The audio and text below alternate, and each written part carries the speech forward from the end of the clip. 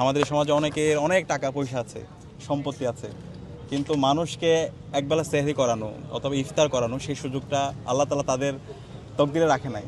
আচ্ছা, প্রথমত হচ্ছে এমন এক সময় আমরা এখানে উপস্থিত হয়েছি যেটা হচ্ছে বরকতের সময়, তাহাজ্জুদের সময়, গভীর রাতে যেই সময় দোয়া করলে আল্লাহর কাছে দোয়া কবুল হয়। তো এই সেহরি করাইতে পারা এটা সবার ভাগ্যে জুটে না। আমাদের সমাজে অনেকের অনেক টাকা পয়সা আছে, সম্পত্তি আছে, কিন্তু মানুষকে একবেলা সেহরি করানো অথবা ইফতার করানো সেই সুযোগটা আল্লাহ তাআলা তাদের তকদিরে রাখে নাই। তো আমি ধন্যবাদ জানাচ্ছি আমার ছোটো ভাই আলামিনকে। আমি আল্লাহ তাআলা, এটা অনেক বড় একটা নিয়ামত, রহমত, এতগুলো আমাদের ছোটো ভাইদেরকে, বন্ধুদেরকে, ক্যাম্পাসের আমাদের সহযোদ্ধাদেরকে ইফতার করাতে পারা, সেহরি করাতে পারা, এটা অনেক বড় একটা ব্লেসিং। আমি ধন্যবাদ জানাচ্ছি ডাকসুর পক্ষ থেকে আলামিনকে, এবং ডাকসুর পক্ষ থেকে আমরা এই ধরনের সকল কাজকে অ্যাপ্রিসিয়েট করি। ক্যাম্পাসে এখন একটা প্রতিযোগিতা হচ্ছে, ভালো কাজের প্রতিযোগিতা, ব্যক্তি পর্যায়ে প্রতিযোগিতা হচ্ছে, একই সাথে সংগঠনগুলো প্রতিযোগিতা করছে। ছাত্র শিবিরের উদ্যোগে প্রতিদিন ইফতারি করানো হচ্ছে 1500 থেকে 2000 স্টুডেন্টদেরকে। ছাত্র শক্তির পক্ষ থেকে গণ ইফতার করা হচ্ছে, ছাত্র দলেরও ব্যক্তি পর্যায়ে এবং বিভিন্ন পর্যায়ে ইফতার হচ্ছে, সামাজিক সংগঠনগুলো ইফতার করছে।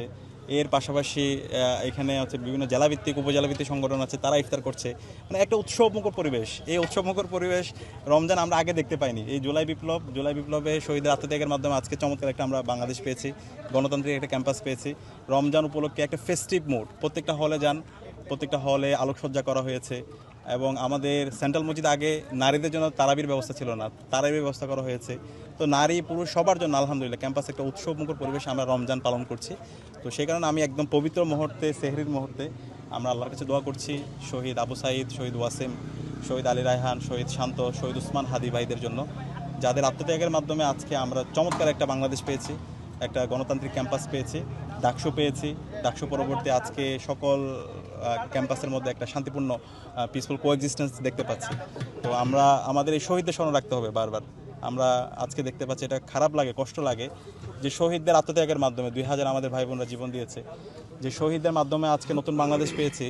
আজকে নির্বাচন পরবর্তী একটা দলের যারা সরকারে গিয়েছে তাদের অ্যাক্টিভিটি দেখে মনে হয় যে এই শহীদরা কিছুই না, তারা জুলাইকে ধারণ করে না, তারা জুলাইকে বৃদ্ধাঙ্গুলি দেখাচ্ছে।